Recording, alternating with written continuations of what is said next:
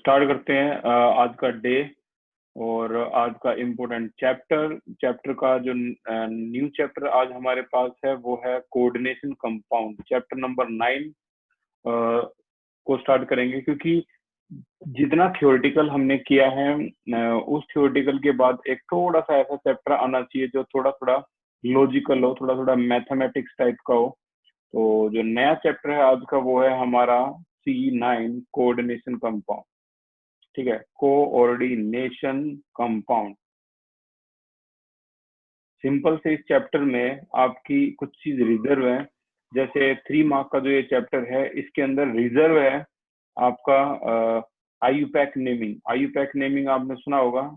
तो जो IUPAC naming आप करते आए हो ऑर्गेनिक केमिस्ट्री में वो यहाँ भी है, और तकरीबन 40 IUPAC नेमिंग है। उसको 3 हिस्सों में डिवाइड कर दिया गया है, इजी, मॉडरेट और हॉट, यानी सबसे हाई लेवल।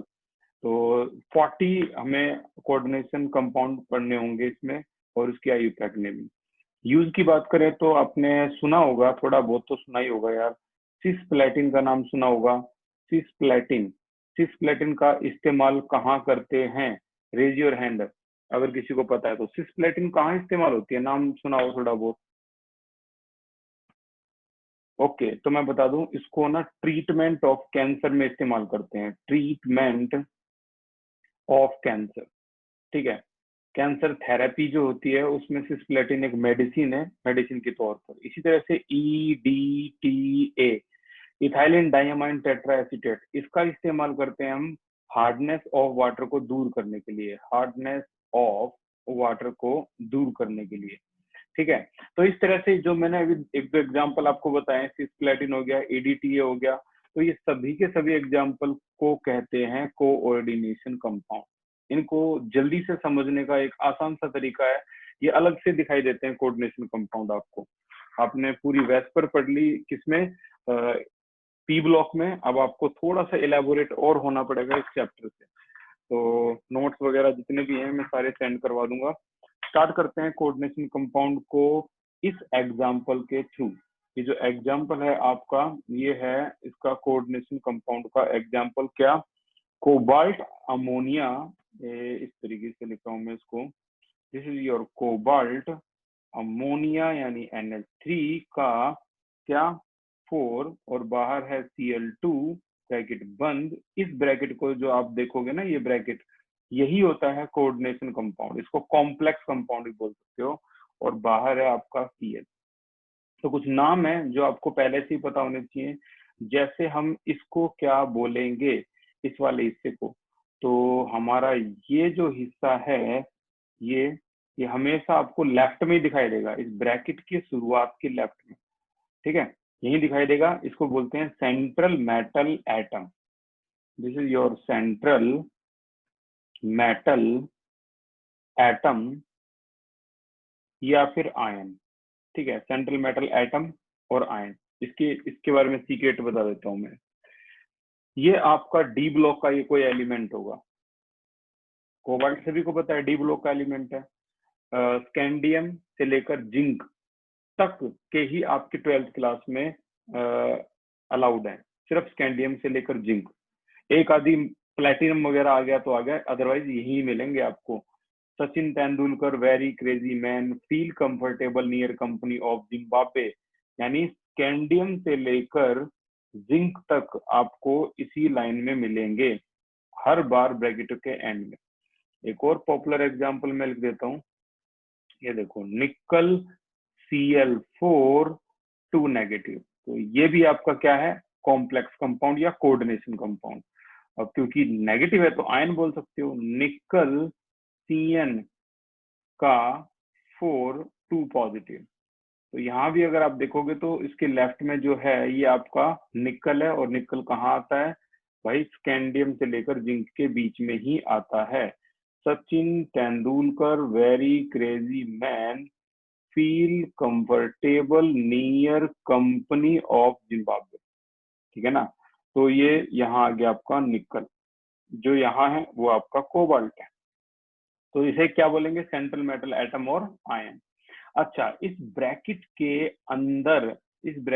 अंदर जो आपको अदर दिख रहे हैं, इसके अलावा ये जो दिख रहे हैं, जैसे NH3, यहाँ NH3 हो गया, कितने हैं NH3 आपके 4, और यहाँ Cl2, रेड कलर में जो भी आपको दिख रहे हैं, तो ये रेड कलर वाले जो होते हैं इन्हें कहते हैं लाइगेंड।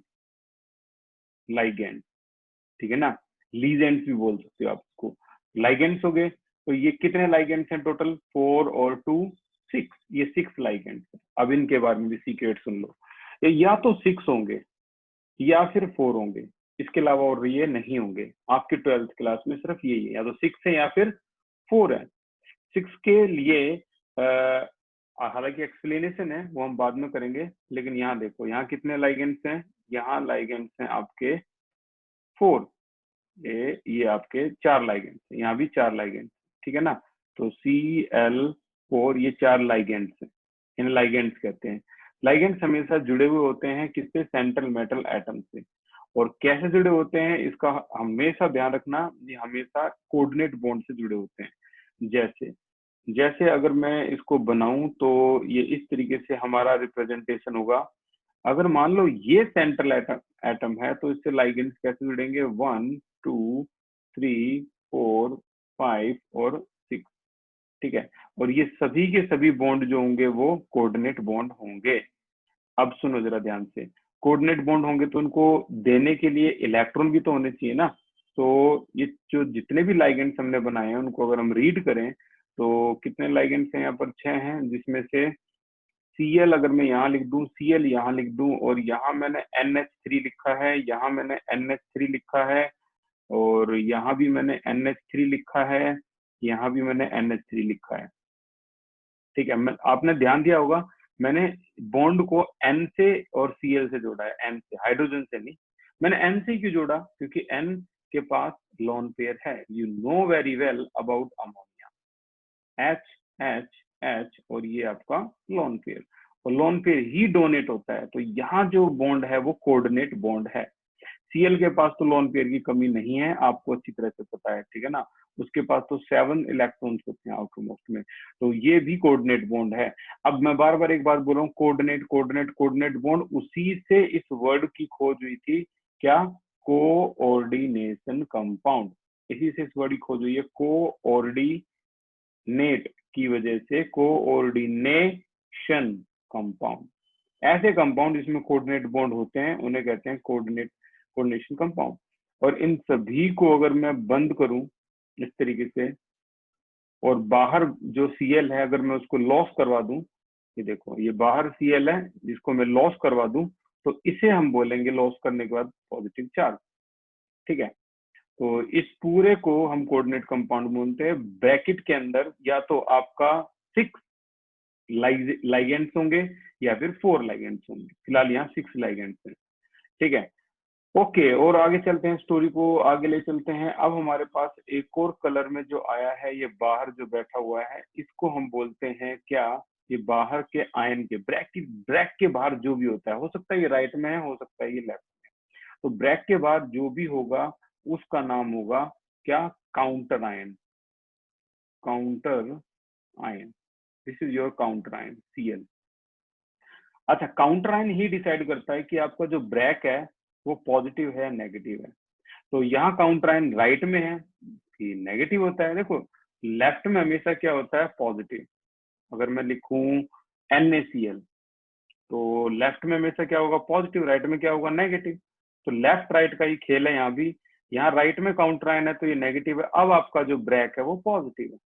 मान लो यही खेल कुछ ऐसे होता तो आप क्या कहते हैं, ये खेल कुछ ऐसे होता जैसे K2, और सॉरी यहाँ पर K लिख देता हूँ, यहाँ कोबाल्ट अमोनिया 6Cl2 Cl2।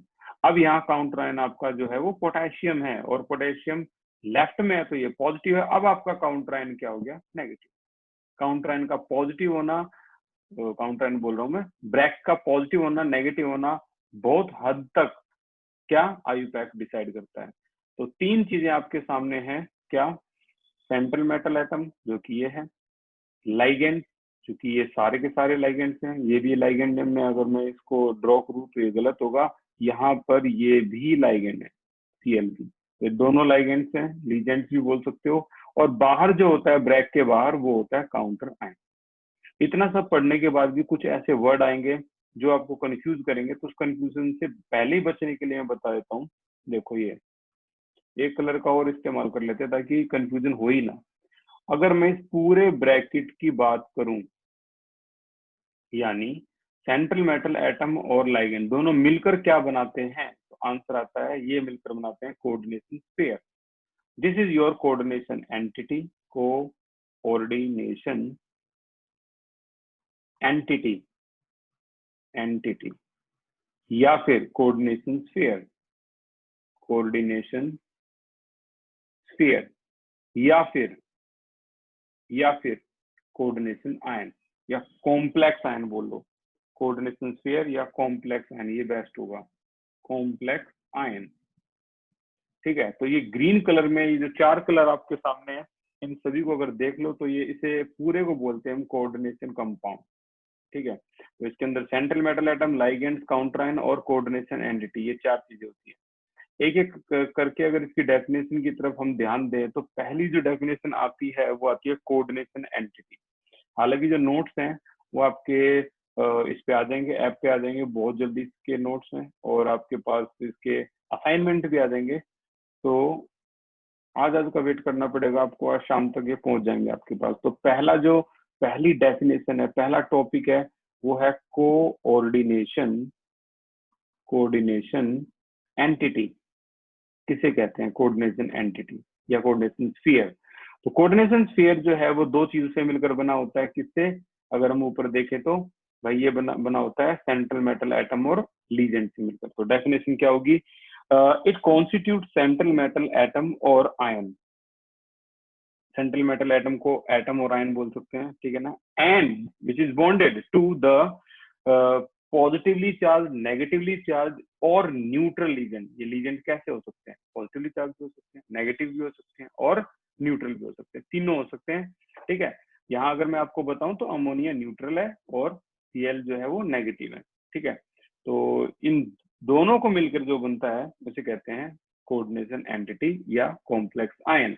अब बात आती है ये कितनी तरह के होते हैं एग्जाम्पल। इस पूरे चैप्टर में डेफिनेशन और एग्जाम्पल एक साथ लेके चलने आपको, ठीक है ना। तो मैं एग्जाम्पल को स्पेशल रेड कलर से लगाता रहूंगा हर बार। देखो एग्जाम्पल की अगर इसकी बात करी तो कोऑर्डिनेशन एंटिटी पॉजिटिव भी हो सकती है, नेगेटिव भी हो सकती है और न्यूट्रल भी हो सकती है। पॉजिटिव नेगेटिव के अलावा जैसे मान लो ये Cl है, काउंटर आयन है, Cl हटा दिया जाए तो ये कोऑर्डिनेशन यानी जो ब्रैकेट है वो क्या हो जाएगा, पॉजिटिव। तो ये पॉजिटिव हो सकती है। अच्छा मान लो यहाँ लेफ्ट में होता, अभी ये एग्जांपल पोटेशियम का था, मान लो काउंटर आयन कहाँ होता, लेफ्ट में होता, अब पूरा जो ब्रैकेट है वो क्या होगा, नेगेटिव। तो नेगेटिव भी हो सकते हैं। लेकिन कुछ ऐसे भी कंपाउंड है जिन पर कोई चार्ज होता ही नहीं, जिनमें कोई काउंटर आयन होता ही नहीं। जैसे इसके बारे में बहुत सुना होगा तुमने, निकल कार्बोनाइल। नहीं सुना तो अब सुन लो, निकल कार्बोनाइल। निकल कार्बोनाइल में कोई काउंटर आयन नहीं होता, फिर भी ये मौजूद होते हैं, तो ये न्यूट्रल है, इनके ऊपर कोई चार्ज नहीं है। ठीक है ना, ऐसे कई हैं। तो कोऑर्डिनेशन एंटिटी तीन तरह की हो सकती है, जो ब्रैकेट है वो तीन तरह के हो सकते हैं, पॉजिटिव, नेगेटिव, जीरो, न्यूट्रल। ठीक है, तो एग्जाम्पल की अगर मैं बात करता हूँ तो पहला एग्जाम्पल जो हम इसमें पढ़ेंगे भी वो है कैटायनिक कॉम्प्लेक्स। कैटायनिक कॉम्प्लेक्स, भाई ऐसा कॉम्प्लेक्स जिसपे चार्ज क्या हो, पॉजिटिव। जैसे अगर मैं बाहर के इसको हटा दूं, बाहर के Cl को हटा दूं तो ये पॉजिटिव रह जाएगा। तो ये तो एग्जांपल ही आ गया, कोबाल्ट अमोनिया 4Cl2, और एक Cl को हटा दिया जाए, लॉस करवा दिया जाए तो ये positive. Okay, anionic complex, anionic complex जो नेगेटिव हो, तो इसका बिल्कुल एक्यूरेट एग्जांपल ये है FeCN6 और बाहर है 3 नेगेटिव। ठीक है, एक होता है न्यूट्रल कॉम्प्लेक्स जिसमें कोई भी चार्ज नहीं होता, जैसे अभी निकल कार्बोनाइल बोला था, इन्होंने भी निकल कार्बोनाइल ही बोल दिया, CO4। ठीक है, तो ये आपके तीन तरह के हो सकते हैं कोऑर्डिनेशन एंटिटी, कैटायनिक, एनायनिक और न्यूट्रल। आगे अगर हम चले तो हमारा जो अगला टॉपिक है उसमें है क्या, सेंट्रल मेटल एटम और आयन। तो सेंट्रल मेटल एटम और आयन, ठीक है। तो सेंट्रल मेटल एटम आमतौर पर मैंने बता दिया स्कैंडियम से लेकर जिंक तक के ही इस्तेमाल होते हैं। आम जब बोली दिया मेटल तो होने ही भी चाहिए मेटल। डी ब्लॉक के ही यहाँ पर आपके जो सिलेबस में है वो सारे डी ब्लॉक के मिलेंगे। तो डेफिनेशन क्या बोलती है, द एटम और आयन टू विच, यानी इन आयन से जिससे, टू विच जिससे कौन अटैच होते हैं, डायरेक्ट। इन मेटल एटम और आयन से कौन अटैच होंगे डायरेक्ट, सीधे सीधे लाइगेंड। तो द एटम और ion to which a fixed number of neutral molecule, to which a fixed number of neutral molecule भी हो सकते हैं, और आयन, और इनको क्या बोलेंगे हम, लीजेंड, ठीक है ना। न्यूट्रल मॉलिक्यूल और आयन ब्रैकेट में लिख दो लीजेंड, ठीक है ना, are attached in the coordination entity. इसे कहते हैं क्या, सेंट्रल मेटल एटम और आयन, ठीक है। एग्जाम्पल में फिर से मैं कह रहा हूँ, एग्जाम्पल मैं अलग कलर से दिखा रहा हूँ। तो एग्जाम्पल में आप लिख सकते हो, अभी कोबाल्ट आया था, निकल आया था, सेंट्रल मेटल एटम है। ओके, नेक्स्ट की तरफ चलते हैं। नेक्स्ट है हमारा सेंट्रल मेटल एटम और आयन के बाद ये है लीजेंड, इसे लाइगेंड्स भी बोलते हैं, लीजेंड्स भी बोलते हैं, ठीक है। तो लीजेंड्स कौन होते हैं यार, जो किससे अटैच हो, मेटल से अटैच हो। तो डेफिनेशन क्या बनी इसकी, लीजेंड्स एन एटम हो सकता है या मॉलिक्यूल भी हो सकता है, which is capable of donation, ये इसकी सबसे बेस्ट होगी, कैपेबल ऑफ डोनेशन। क्या donation, electron, capable of donation of electron pair, ठीक है ना। इलेक्ट्रॉन पेयर को डोनेट करने की कैपेबिलिटी रखते हो, उसे कहते हैं क्या, लीजेंड।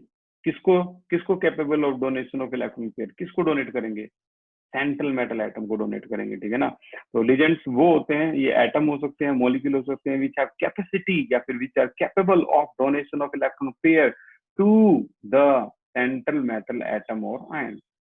सेंट्रल मेटल एटम और आयन, इनको इलेक्ट्रॉन डोनेट करने की कैपेबिलिटी रखते हैं, उसे कहते हैं हम लीजेंड, ठीक है। And form A coordinate bond, ये तो पता ही लग गया, जब कैपेबिलिटी है इलेक्ट्रॉन पेयर डोनेट करने की तो फॉर्म करेंगे वो कोऑर्डिनेट बॉन्ड। अब कितने तरह के होते हैं लीजेंड, तो एग्जांपल की बात करें यहाँ, सबसे पहले मोनोडेंटेट और यूनिडेंटेट भी बोलते हैं इसको, मोनोडेंटेट, इसका दूसरा नाम क्या है, यूनिडेंटेट। अब मोनोडेंटेट कौन से होते हैं, जो एक ही इलेक्ट्रॉन पेयर डोनेट करते हैं, ठीक है ना, इसे कहते हैं मोनोडेंटेट। फॉर एग्जांपल ये मान लो सेंट्रल मेटल एटम है M, और इसको डोनेट करा है सिर्फ नाइट्रोजन, और ये पूरा अमोनिया आपका एक क्या होगा, लीजेंड होगा। और ये कितने इलेक्ट्रॉन डोनेट कर रहा है, सिर्फ एक ही पेयर डोनेट कर रहा है, तो ये इसे हम बोलेंगे मोनोडेंटेट। लेकिन हर बार लीजेंड्स ऐसे नहीं होते, ये ऐसे भी होते हैं। एग्जाम्पल की बात करूं तो मोनोडेंडेट की स्पेलिंग जो है आप देख ही रहे होगे इसकी, और डेफिनेशन जो है वो इस तरीके से होगी, नोट्स आपको मिल जाएंगे। द लीजेंड्स, ऐसे legend which can coordinate the central metal atom or ion through only one donor atom, यानी यहाँ पर डोनर एटम कौन है, नाइट्रोजन, सिर्फ वन डोनर एटम है, तो हम कहेंगे मोनोडेंट, वन डोनर एटम, तो हम इसे कहेंगे यूनिडेंटेट। अगर बात आती है बाइडेंटेट या फिर डाइडेंटेट की, इसे बाइडेंटेट भी बोलते हैं और इसे डाइडेंटेट भी बोलते हैं, ठीक है। तो ऐसे लीजेंड, यहाँ डोनर एटम कितने होते हैं, 2, तो यहाँ 2 डोनर एटम होते हैं, 2 डोनर एटम। डेफिनेशन एक बार फिर से मैं रीड कर देता हूँ, क्या, the legend which has 2 donor atom and therefore can coordinate the central atom through 2 coordinate bond, ठीक है ना। तो इसे कहते हैं डाइडेंटेट, एग्जाम्पल की अगर बात करें तो ये एग्जाम्पल आप इतनी बार लिखने वाले हो इसकी, ये आपका बाइडेंटेट हो गया, ये आपका मोनोडेंटेट हो गया। तो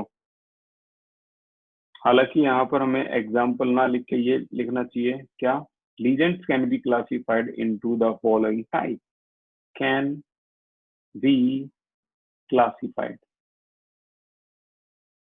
इनटू द फॉलोइंग टाइप, क्या, मोनोडेंटेट, बाइडेंटेट। अब ये इसके एग्जाम्पल है, मोनोडेंटेट का एग्जाम्पल ये हो गया अमोनिया, ठीक है। डाइडेंटेट का एग्जाम्पल क्या है, ethylene diamine tetra acetate. Polydentate का होगा इथाइलिन डाइअमाइन, इथेन 1,2 डाइअमाइन भी बोल देते हैं इसको, तो इथेन 1,2 डाइअमाइन, ठीक है, ये इथेन 1,2 डाइअमाइन है। और इसको क्या बोल देते हैं, इथाइलिन, इथाइलिन डाइअमाइन, ये इथाइलिन डाइअमाइन भी बोल देते हैं, इसी का नाम है। क्या होता है ये, तो देखना एक बार ध्यान से, CH2 CH2NH2 और ये है CH2NH2। इसको अगर आप रीड करोगे तो देखो 1,2 इथेन 1,2 डाइअमाइन है ना, 1,2 यहाँ पर 1 लिखेंगे, यहाँ 2 लिखेंगे, तो यहाँ क्या होगा, इथेन 1,2 डाइअमाइन, ये हो गया आपका बाइडेंटेट। अच्छा, ये सेंट्रल मेटल M से कैसे अटैच होगा, तो देखो एक बार ध्यान से, डोनर कौन है, हाइड्रोजन डोनर है, नहीं, डोनर तो नाइट्रोजन ही है। तो हम क्या करेंगे यहाँ पे, इसको इस तरह से, ये इसको ऐसे ना लिख के आपको ये ऐसे रिप्रेजेंट करना है, ये नाइट्रोजन है यहाँ पे इसका, देखो ये नाइट्रोजन इसका यहाँ है और इसके 2 हाइड्रोजन यहाँ लगा दो। इस तरह से ये नाइट्रोजन है, इसके 2 हाइड्रोजन यहाँ लगा दो। एक नाइट्रोजन का जो लोन पेयर था वो इसने डोनेट कर दिया, एक लोन पेयर इसने डोनेट कर दिया, और ये एक रिंग आपकी बन गई, समझ रहे हो ना, एक सर्कल आपका कंप्लीट हो गया। और जब सर्कल कंप्लीट होता है तो ये ऐसे को कहते हैं हम, ये क्या बना दिया इसने, चिलेट, चिलेट फॉर्मेशन होगी। अब कईयों को यहाँ पर थोड़ी सी डिफिकल्टी हो रही होगी, या चिलेट कैसे फॉर्मेशन होगी। चिलेट को अगर आप डिक्शनरी में देखो तो उसकी मीनिंग होती है पंजे, जो पक्षियों के बाज के पंजे होते हैं ना, वो इस तरीके से होते हैं, इस तरीके से। तो ये कुछ कुछ आपको पंजे की तरह लग रहा होगा, ठीक है ना, तो इसीलिए इसको चिलेट बोलते हैं, चिलेट, ठीक है। क्या ये ऊपर वाला जो मोनोडेंटेट था ये चिलेट बना सकता है, नहीं, ये चिलेट नहीं बना रहा। लेकिन यहाँ पर इसने चिलेट बना दिया, ये पंजा बना दिया, एक रिंग, रिंग कंप्लीट होती है, ठीक है ना, ये यहाँ से यहाँ तक ये पूरी एक रिंग बन गई है, जिसे हम चिलेट भी बोलते हैं, चिलेट फॉर्मेशन बोलते हैं, आगे चल के चिलेट भी आएगा। ओके, तो एक एग्जांपल ये हो गया, लेकिन हम इसको इतना बड़ा नहीं दिखाएंगे इथाइलिन डाइअमाइन को, शॉर्ट में इसको आप चाहो तो और ऐसे भी लिख सकते थे, क्या, EN, EN का मतलब होता है इथाइलिन डाइअमाइन, ये इसकी शॉर्ट फॉर्म है EN, ठीक है। और ये इसको ऐसे दिखा दो, और ये आपका M, अभी भी ये रिंग फॉर्म होगी है, अभी भी इसको हम चिलेट फॉर्मेशन बोलेंगे, ठीक है। तो ये था इथाइलिन डाइअमाइन। डाइडेंटेट बाइडेंटेट का एक और होता है, इसका नाम है क्या, एक और एग्जांपल इसका, इथाइलिन डाइडेंटेट लीजेंड का, ऑक्सलेट आयन, ऑक्सलेट आयन, ये ऑक्सलेट आयन, इसको शॉर्ट में कैसे रिप्रेजेंट करते हैं, शॉर्ट में दिखा देते हैं C2O4 2 नेगेटिव, और भी शॉर्ट में इसको OX से रिप्रेजेंट करते हैं, बहुत आएगा ये, ठीक है ना। अच्छा, C2O4 क्या होता है, C double bond O negative bond C double bond O negative, सभी को ऐड कर दोगे तो ऑक्सलेट आयन बन जाएगा। अब सेंट्रल मेटल एटम M है, ठीक है, ऑक्सलेट आयन आपके सामने है।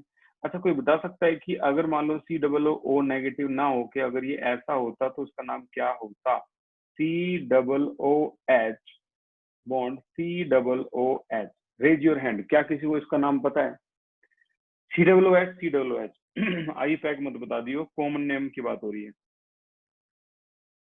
अंकित, वेरी गुड, बताइए।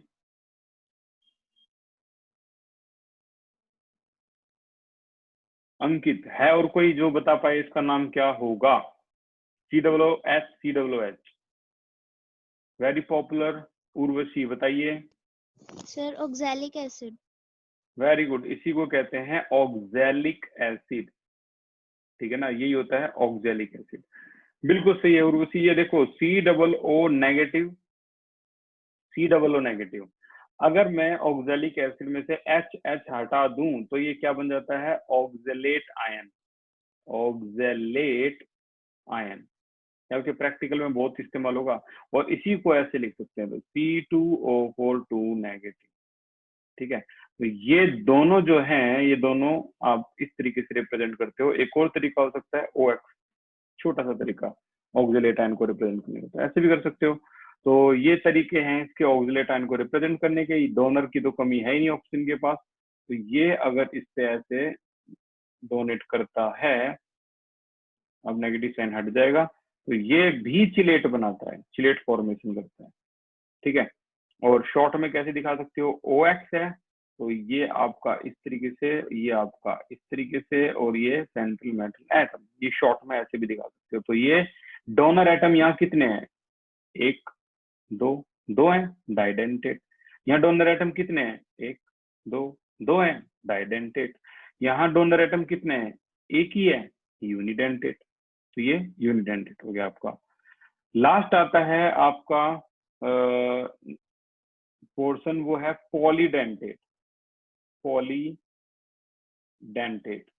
ठीक है ना। तो पॉलीडेंटेट लीजेंड में ऐसा लीजेंड जहां 2 से ज्यादा डोनर एटम होते हैं पॉलीडेंटेट कहलाता है, ठीक है ना। सबसे पॉपुलर आपकी इसमें है, उसका नाम है EDTA, पूरा नाम है ethylene di amine tetra acetate, ethylene diamine tetra acetate.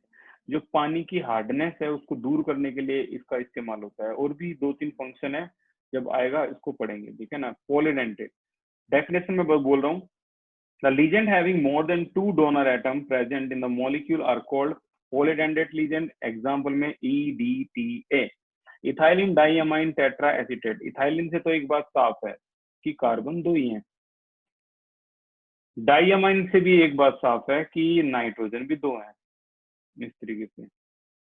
Tetra यानी 4 एसीटेट हैं, तो यहाँ पर CH2COO नेगेटिव, सभी को पता है एसीटेट का यही होता है, CH2COO negative, CH2COO negative, CH2COO negative. तो एक ऐसा क्वेश्चन पूछ रहा हूं मैं जो आपका बोर्ड में आया था, ठीक है। और ये पूछा गया था कि EDTA में कितने डोनर एटम होते हैं, 1 mark question. Raise your hand अगर किसी को पता है। तो EDTA में कितने डोनर एटम होते हैं, आपके सामने दिख भी रहे होंगे। मयंक बताइए, मयंक कितने डोनर एटम आपको दिखाई दे रहे हैं यहाँ पे। सर 6। एक आंसर आया है 6। इसके अलावा और कोई है जो बता सकता है कितने डोनर एटम आपको दिखाई दे रहे हैं इस M से बॉन्डेड होने के लिए। विपिन बताइए। सर 6। 6 बिल्कुल करेक्ट आंसर है। और ये आपको दिखाई भी दे रहे होंगे 6, देखो 1 2 3 4, अब 4 के बाद और कहाँ है, ये नाइट्रोजन भी तो है, 5 6। तो याद रखना, हो सकता है इस बार फिर से एग्जाम में आइए कि इसमें 6 डोनर एटम होते हैं। And this is the best example of hexadentate legend, ठीक है ना। ये हेक्साडेंटेट लीजेंड्स का बेस्ट एग्जांपल है, ठीक है। वो डाइडेंटेट थे, मोनोडेंटेट थे, बट दिस इज हेक्साडेंटेट और इसको पॉलीडेंटेट में काउंट कर दिया जाता है, ठीक है। तो जैसे कि मैंने बताया, to remove hardness of water, 3 चीजें तो मैं पहले ही बता देता हूँ यहाँ पे, ताकि दिक्कत बिल्कुल भी ना हो। मैं कह रहा हूँ बहुत ज्यादा खास है जो अब मैं बताने वाला हूँ, सुनना यहाँ। इसका जो यूज है ना सबसे ज्यादा आता है EDTA का। तो एक यूज तो क्या है, to remove hardness of water, ठीक है ना। और दूसरा क्या है, नंबर 2, इसका इस्तेमाल लेड पॉइजनिंग में भी किया जाता है। लेड पॉइजनिंग, अगर मान लो किसी पानी में लेड की मात्रा ज्यादा है तो उसको हटाने के लिए भी इसका इस्तेमाल किया जाता है। लेड पॉइजनिंग में जहर होता है और वो बहुत हार्मफुल होता है, ज्यादातर गाँव में पाया जाता है लेड पॉइजनिंग। अच्छा, तो रिमूवल इन लेड पॉइजनिंग, और एक है टू ट्रीटमेंट ऑफ कैंसर में इसको भी इस्तेमाल करने लगे हैं, ट्रीटमेंट ऑफ कैंसर। तो ये 3 इसके यूज हैं जो आपको पता होने चाहिए, बहुत खास। तो remove hardness of water, lead poisoning और ट्रीटमेंट ऑफ कैंसर। ओके, अब यहाँ तक की कहानी जो है वो लगभग यार सभी समझ ही लेते हैं। अभी तक कुछ खास था तो वो यही था कि ईडीटीए जो है वो किस तरह से हेक्साडेंटेट होता है, अदरवाइज सारी बहुत बड़ी जनरल सी चीजें हैं और सभी कर भी देंगे इसको। अब बात आती है कुछ खास टॉपिक्स की, जिनमें से अगला है उसका नाम है, ये कई बार एग्जाम में आया है अब तक, एम्बीडेंटेट किसे बोलते हैं, एम्बीडेंटेट लीजन। तो ऐसे लीजेंड जो 2 डिफरेंट पोजीशन से अटैच हो सकते हैं उसे कहते हैं एम्बीडेंटेट। जैसे मैं आपको बताता हूँ, एग्जाम्पल की बात करें तो जैसे सेंट्रल मेटल एटम है एम, ये सेंट्रल मेटल एटम है एम, और एम से अगर सीएन जुड़ता है तो सीएन एक एम्बीडेंटेट लीजेंड है, जो एक बार में एक ही से जुड़ेगा, ठीक है ना, लेकिन 2 अलग अलग जगह से जुड़ सकता है। जैसे ये सी से भी जुड़ सकता है और यही जो है वो एन से भी जुड़ सकता है। अगर ये सी से जुड़ता है तो इस लीजेंड को हम साइनो कहते हैं, और एन से जुड़ता है तो आइसो साइनो बोलते हैं। ठीक है, तो ये cyano, this is your cyano and this is your iso cyano. ठीक है, तो एम्बिडेंटेट की डेफिनेशन बोल देता हूँ। एम्बिडेंटेट और डाइडेंटेट कंफ्यूजन और डेफिनेशन है, बच के रहिए इससे। आप इसका इस्तेमाल करोगे। These are those which can coordinate with central atom through more than one site. देखो आपने डेफिनेशन में क्या बोल दिया, more than one site, more than one site. अगर आप ये बोल देते कि 2 डिफरेंट क्या डोनर एटम, तो ये वही डेफिनेशन हो जाती कौन सी, डाइडेंटेट की। डाइडेंटेट ने भी क्या बोल रखा है, 2 डोनर एटम। ठीक है ना, तो आपको यहाँ पर 2 डिफरेंट साइट बोलनी पड़ेगी, 2 या फिर मोर देन वन साइट, ये भी अच्छा है, मोर देन वन साइट। और एग्जाम्पल की अगर बात करें तो एक एग्जाम्पल ये भी देखो, एम, जानबूझ के इस कलर से कर रहा हूं मैं, एम से NO2, ये N से जुड़ा हुआ है, और यही M से मेटल से कैसे जुड़ सकता है, ये ONO ऐसे जुड़ सकता है। तो इसका नाम है नाइट्रो नाइट्रीटो N, और ये अगर O से जुड़ता है तो इसी को बोलते हैं नाइट्रीटो O। ठीक है, इस तरीके से। अच्छा, और अगर हम एक और एग्जाम्पल की बात कर लेते हैं यहीं पे, एक और एग्जाम्पल देखो, अगर ये जुड़ता है किससे, FCN, एक और एग्जाम्पल FCN, तो इसे बोलते हैं थायोसाइनेटो, थायोसाइनेटो। ठीक है, लेकिन अगर ये किससे जुड़े, इसकी बजाय N से जुड़ जाए, M से, NCS, then it is called isothiocyanato, isothiocyanato. ठीक है ना, ये नाम जो आपको लग रहे हैं ना अजीबोगरीब, थायोसाइनेटो, नाइट्रीटो, आइसोसाइनो, साइनो, नाम जो अजीबोगरीब से लग रहे हैं, मैं बता रहा हूँ 40 IUPAC नेम के बाद ये सारे आपके टिप्स पे होंगे, और कुछ भी याद नहीं करना स्पेशल बैठ के। तो 40 IUPAC हैं, उससे बहुत जल्दी से समझ में आ जाएंगे आपको। अब यहाँ से आगे की जो स्टोरी है वो इस तरीके से चलेगी। कुछ कुछ जो टॉपिक हैं वो जो हमारे खत्म हुए हैं, तो एक तो है डिफाइन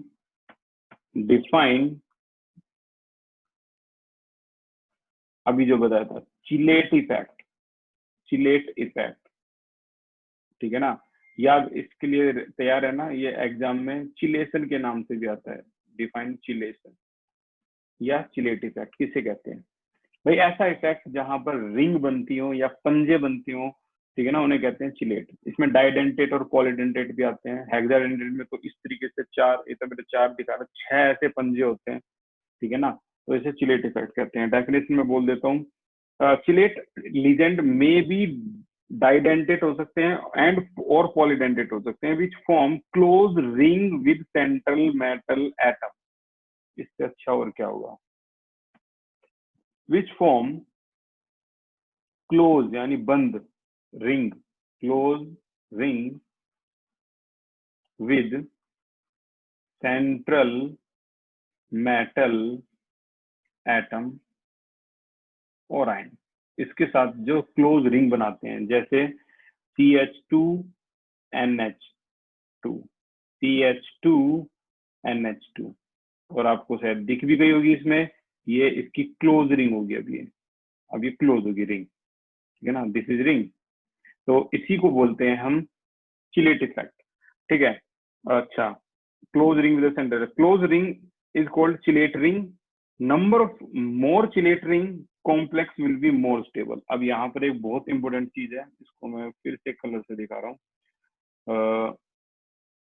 देखो, एक बार क्वेश्चन आया था इथाइलिन डाइअमाइन में और वर्सेस EDTA में कौन सा ज्यादा स्टेबल है और क्यों? इन दोनों में से ज्यादा स्टेबल कौन सा है, क्यों? आंसर है EDTA। तो पूछा था क्यों, तो जितने ज्यादा जो रिंग जो होती हैं उतनी ज्यादा स्टेबिलिटी बढ़ती है। तो मैं यहाँ पर एक डॉट लगा के लिख रहा हूँ, इस बात को स्पेस कर। Number of more chelate ring, number of more chelate ring, तो समझ जाओ complex will be more stable, complex will be more stable. अब एक बार कॉम्पिटिटिव एग्जाम में क्वेश्चन कैसा पूछा गया था, 4 ऑप्शन दे रखे थे, ऑक्सलेट दे रखा था, आपका ये इथाइलिन डाइअमाइन दे रखा था, EDTA दे रखा था, अमोनिया दे रखा था, और पूछ रखा था which one is more stable. बहुत अच्छी तरह से आया था ये, और आंसर है EDTA, because number of more chelating, as you can see यहाँ पर चिलेटरिंग देखो कितनी है, 1 2 3 4 5 रिंग है इसके अंदर, इसीलिए ये ज्यादा स्टेबल है। तो स्टेबिलिटी जो है वो नंबर ऑफ चिलेटरिंग की वजह से है, ठीक है ना। और अगर हम आगे चलें तो डेंटिसिटी किसे कहते हैं, डेंटिसिटी। अगला जो है हमारे पास टॉपिक वो है denticity. Next one is denticity. Define denticity.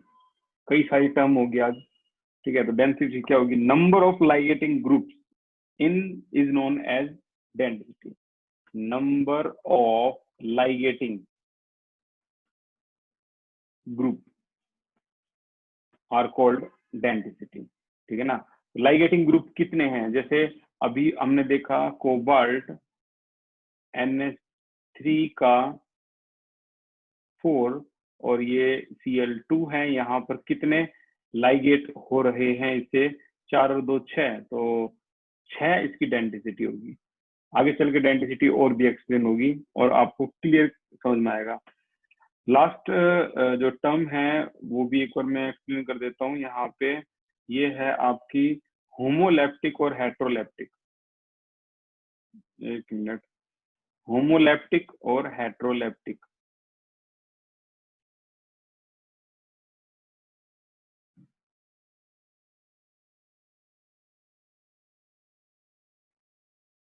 Okay, तो एक टर्म है होमोलैप्टिक कॉम्प्लेक्स, और एक होता है हेट्रोलैप्टिक कॉम्प्लेक्स, हेट्रोलैप्टिक कॉम्प्लेक्स। तो जिस कॉम्प्लेक्स के अंदर एक ही तरह के लीजेंड्स होते हैं, जैसे कोबाल्ट अमोनिया का 6 3+, यहाँ पर एक ही तरह के लीजेंड्स है, अमोनिया अमोनिया अमोनिया अमोनिया, सारे एक जैसी हैं, देयरफॉर होमोलैप्टिक।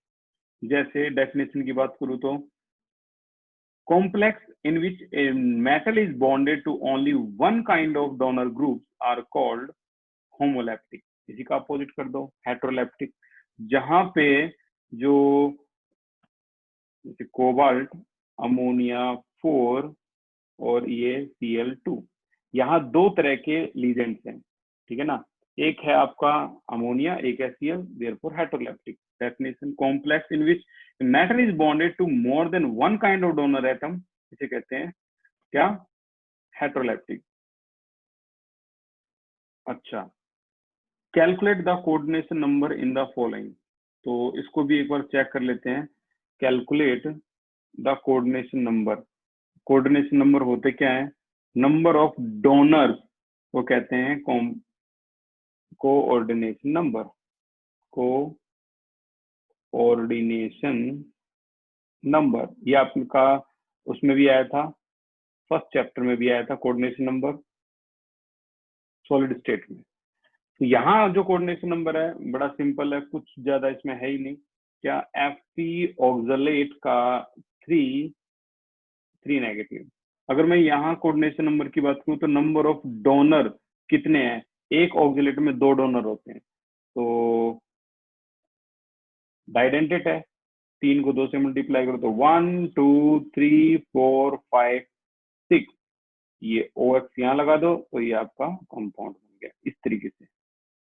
ठीक है, यहाँ OX बना दो तो आपका ये कंपाउंड बन गया इस तरीके से, और यहाँ OX लगा दो तो ये आपका कंपाउंड इस तरीके से बन गया.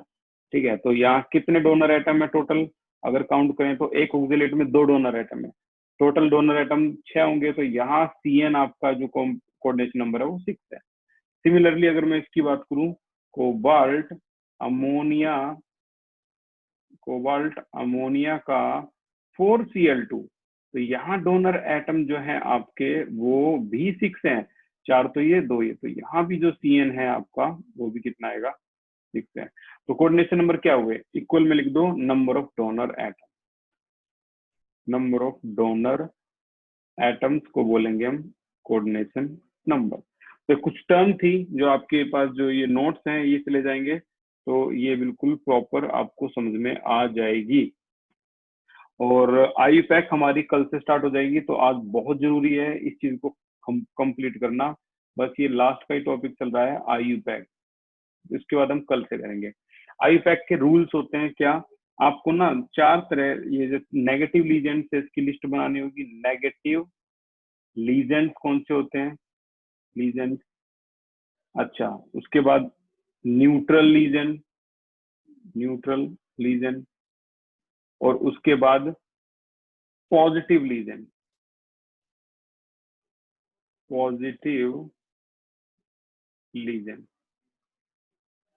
ठीक है, बाकी फिर हम अगली क्लास में करेंगे. जल्दी से लिस्ट बना लेते हैं भाई. सबसे पहले इसको देखते हैं, नेगेटिव लीजेंड जो है वो F नेगेटिव को कहते हैं फ्लोरिडो.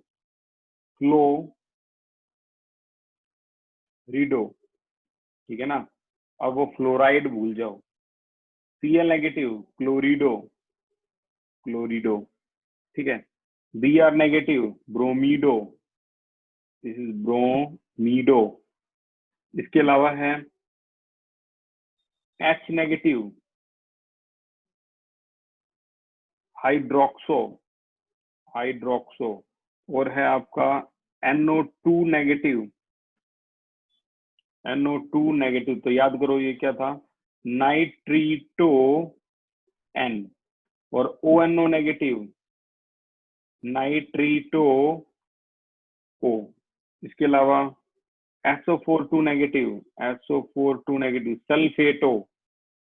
सल्फेटो. इसके अलावा C2O42 नेगेटिव ऑक्जेलेटो. ठीक है, इसके अलावा Cn नेगेटिव, जगह की वजह से इसके ऊपर लिख देता हूं मैं ये Cn नेगेटिव साइनो. अच्छा, Mc नेगेटिव, ये तो हो जाएगा SCN नेगेटिव थायो साइनेटो. ओके, और और CO3 नेगेटिव, कार्बोनेटो। तो ये थे आपके नेगेटिव। न्यूट्रल की बात करें तो न्यूट्रल में कौन कौन से आ जाएंगे भाई? न्यूट्रल में हमारे हैं अमोनिया, NH3 को कहते हैं, कहेंगे हम अब की बार अमाइन, डबल एम का स्पेशल ध्यान रखना। EN को क्या कहेंगे? अब इस पे भी ध्यान रखना, इथाइल डाइअमाइन बोल सकते हैं, इथेन 1,2 डाई अमाइन। अब ध्यान से देखना, यहाँ सिंगल M है, तो यहाँ डबल M, यहाँ सिंगल M। ओके, आगे H2O को बोलते हैं एक्वा, ये एक्वा है। अच्छा, CO को बोलते हैं कार्बोनाइल। इसके अलावा NO को बोलते हैं नाइट्रोसाइल। ओके, इसके अलावा CS को बोलते हैं थायोकार्बोनाइल। इसके अलावा CH3NH2, जस्ट इतना ही, इसको बोलते हैं मीथेन अमाइन। तो ये थे आपके न्यूट्रल टोटल। पॉजिटिव वैसे आपके आएंगे ही नहीं, फिर भी एक में लिखवा देता हूँ, 12th में आते नहीं है पॉजिटिव, सिर्फ एक ही है, NH2NH3 पॉजिटिव, हाइड्रोनियम आयन,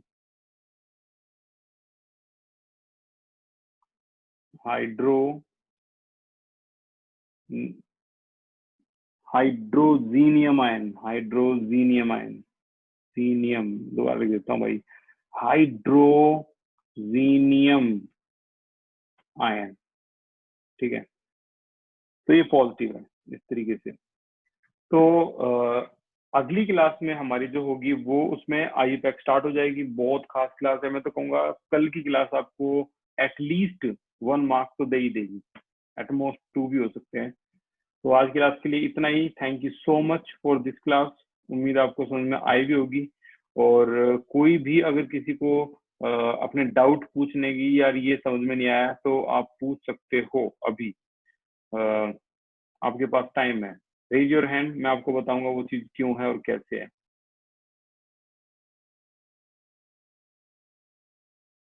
तो ठीक है, आपको समझ में आया, सब कुछ आसान भी थी क्लास। अगली क्लास में मिलते हैं IUPAC नेम के साथ। Thank you so much for this class.